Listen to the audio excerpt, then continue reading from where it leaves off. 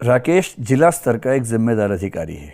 जब आप case study को पढ़ें तो महत्वपूर्ण शब्दों को अंडरलाइन करते रहे। जैसे जिम्मेदार अधिकारी एक महत्वपूर्ण शब्द हुआ, जिस पर उसके उच्च अधिकारी भरोसा करते हैं, तो उच्च अधिकारी भरोसा अंडरलाइन कर लीजिए।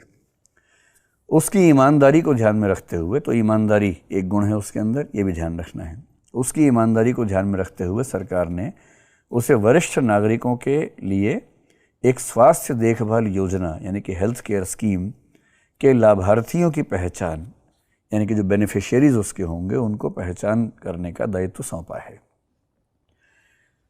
तो सरल सी बात है कि एक जिम्मेदार अधिकारी है, उससे भरोसा किया जाता है, ईमानदार व्यक्ति है, और उसे वरिष्ठ नागरिक सीनियर सिटीजन्स के लिए एक हेल्थ केयर स्कीम है, उससे पहचान ये करनी है कि किस व्यक्ति को बेनिफिट मिलना चाहिए, किसको नहीं मिलना चाहिए, यानी कि बेनिफिशियरीज कौन होंगे कौन नहीं होंगे, ये उसको देखना है।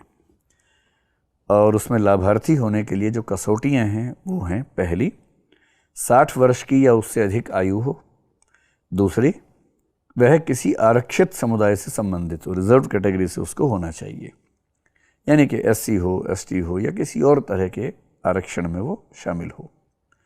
तीसरा, परिवार की वार्षिक आय रुपए 1 लाख से कम हो।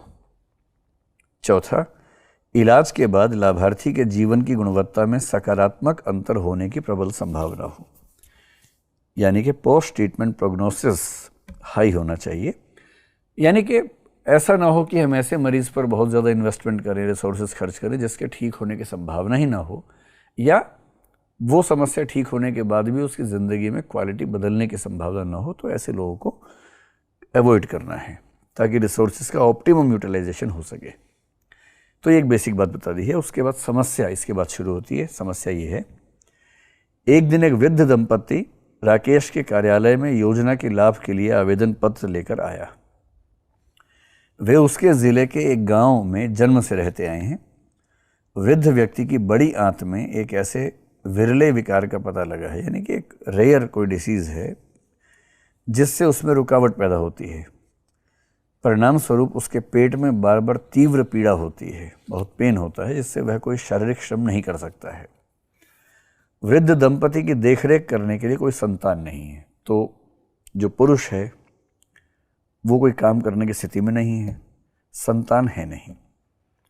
एक विशेषज्ञ शल्य चिकित्सक जिससे वे मिले हैं बिना फीस के उनकी शल्य चिकित्सा करने के लिए तैयार है।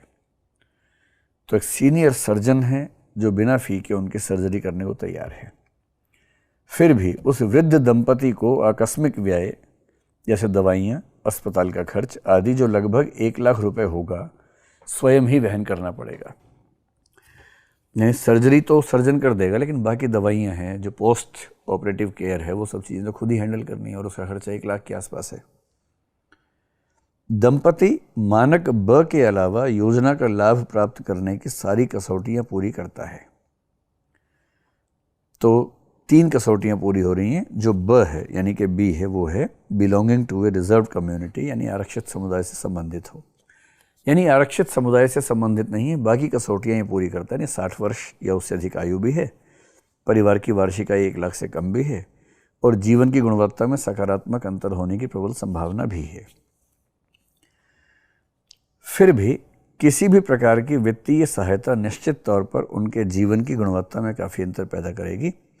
राकेश को इस परिस्थिति में क्या अनुक्रिया करनी चाहिए, यानी कि क्या रिस्पॉन्स देना चाहिए, how should he respond to